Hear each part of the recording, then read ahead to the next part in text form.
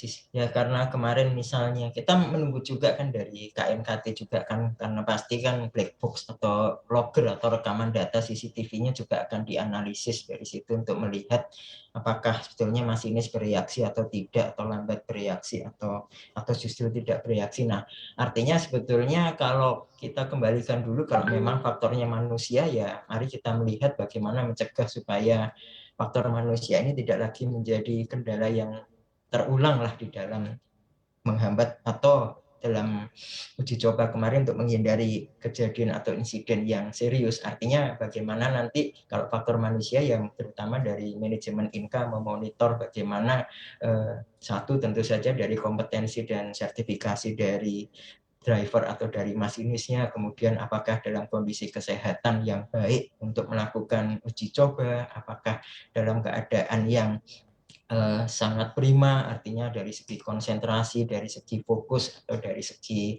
kebugaran. Nah itu kan maksudnya terutama juga dari bagaimana beban kerja, apakah memang dalam sehari memindahkan segitu banyak rangkaian dari satu titik ke titik yang lain, dari satu jalur ke jalur yang lain untuk diuji coba maupun untuk diobservasi. Nah itu kan mempengaruhi juga beban kerja. Jadi saya pikir dari sini kan bagaimana pertama Inka melakukan perubahan, perbaikan dari sisi manajemen sumber daya manusia. Kemudian saya pikir seperti saya sebutkan tadi, persepsi masyarakat mungkin dalam 1 bulan 2 bulan ini akan terdampak dari apa yang terjadi saat ini. Tapi bagaimana nanti manajemen dari LRT Jabodebek, Inka, KAI, dan juga misalnya nanti Adikarya dan Kementerian Perhubungan bisa memastikan bahwa hal yang serupa tidak akan terjadi lagi, baik dalam masalah uji coba maupun nanti ketika, paling penting ketika operasional.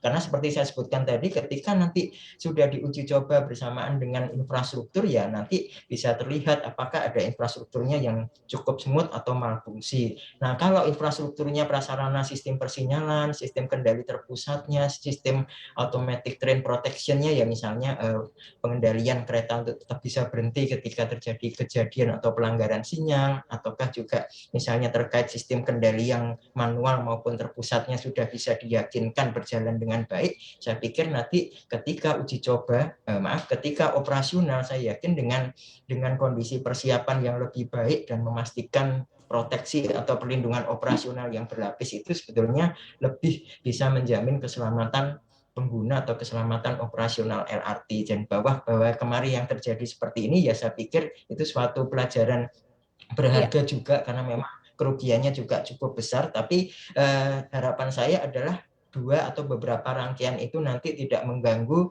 sistem operasional LRT ketika akan beroperasi, karena bisa jadi dari sisi jumlah memang pasti ada komponen, pasti ada jumlah trainset yang akan dijadikan cadangan, jadi tidak semuanya digunakan. Nah, mudah-mudahan nanti ketika beroperasi trainset yang sekarang sedang mengalami kerusakan itu nanti dapat pulih kembali, dan sekali lagi bagaimana nanti baik di masa uji coba maupun di masa operasional hal ini tidak terulang lagi. Kira-kira begitu Mbak Isis. Iya, itu dia PR-PR yang harus menjadi catatan dari Inka dan pastinya pihak-pihak lain juga ya yang terkait dengan operasional dari LRT Jabodebek ini. Nah, Pak Agung sendiri seperti apa? Pak Agung kemarin juga Menhub sudah bilang harus segera dievaluasi SDM-nya. Kemudian kalau saya tidak salah juga ada perubahan SOP uji coba ya. Bagaimana sebetulnya apa saja yang sudah dievaluasi dan akan diubah SOP uji cobanya?